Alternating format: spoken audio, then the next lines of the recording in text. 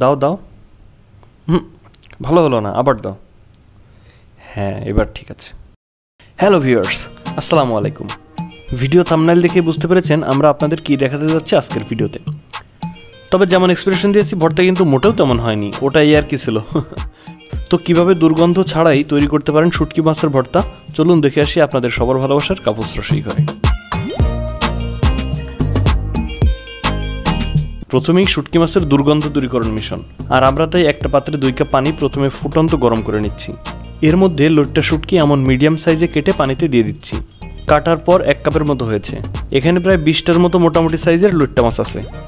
এত কম দেখানোর কারণ হলো আমরা মাথা ফেলে দিয়েছি। অনেকে খায়, আমরা অ্যাভয়েড করি। এখন মাছগুলো প্রথমে গরম পানিতে ভালোভাবে সেদ্ধ করে নিব।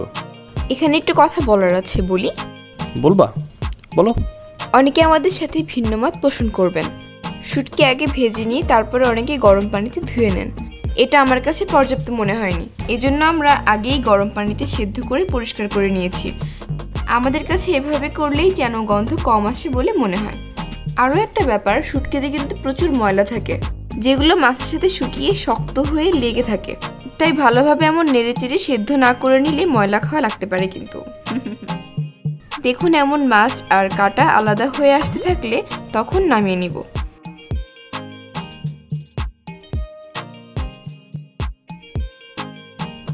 এবার এগুলো একটা ঝুড়ি বা স্ট্রেনারে করে পানি ফেলে দিতে হবে।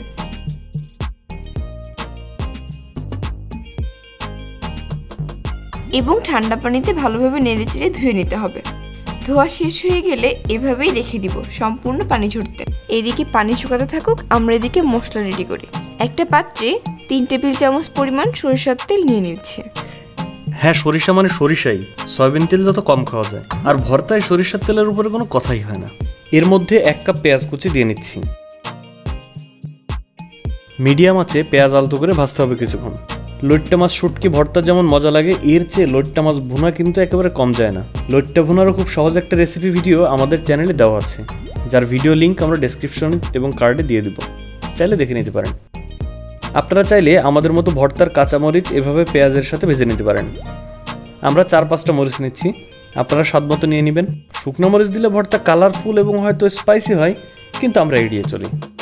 ভর্তায় কাঁচামরিচের ঘ্রাণের সাথে নো কম্প্রোমাইজ। ভাজা হয়ে গেলে তেল ঝরিয়ে শুধু পেঁয়াজ মরিচ একটা পাত্রে উঠিয়ে নিব।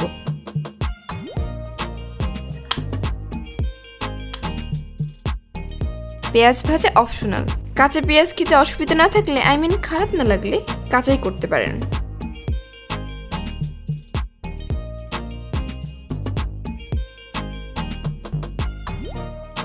দেখুন আমরা কতটুকু ভেজেছি, একটু কাঁচা কাঁচা থাকতেই নামিয়ে নিতে হবে।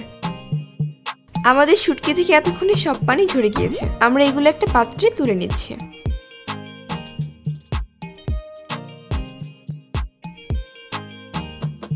এখন আমরা পেঁয়াজ ভাজির তেলেই এই মাছগুলো ভেজে নিব।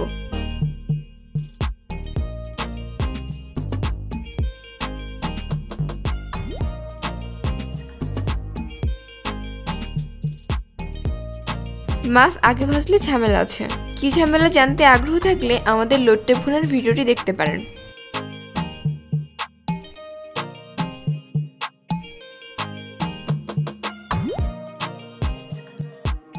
যাই হোক, মাছগুলো এমন লালচে হয়ে গেলে এখন আমরা এগুলোকে চামচের সাহায্যে পিষে নিচ্ছি। এটা স্কিপ করতে পারেন, তবে করলে হবে কি, সম্পূর্ণ মাছই ভাজা ভাজা হয়ে যাবে, মাছের মধ্যে গন্ধ কিছুটা কমে যাবে।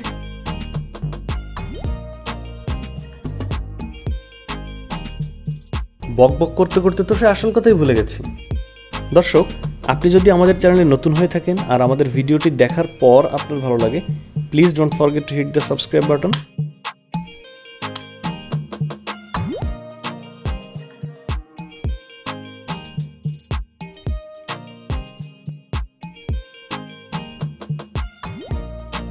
মাছ ভাজা শেষ, এখন এগুলো শিলপাটায় বাটা পালা।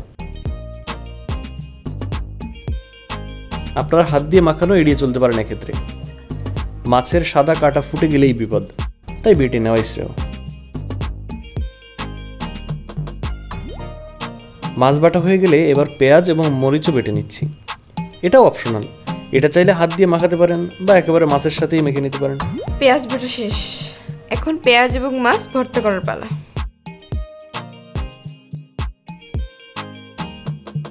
খুব তো ভর্তা হচ্ছে। কেন? লবণ দিছো? ওপস, ব্যাপার না, এখন দিচ্ছি।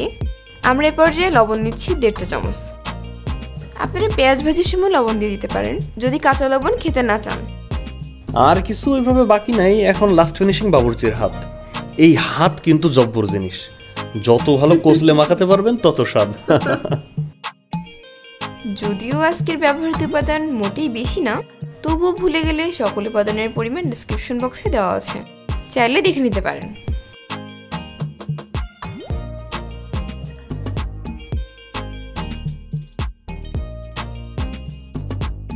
হয়েই তো গেল, তাহলে আর কি, আজ এ পর্যন্তই। ভালো থাকবেন, সুস্থ থাকবেন, আল্লাহ হাফেজ।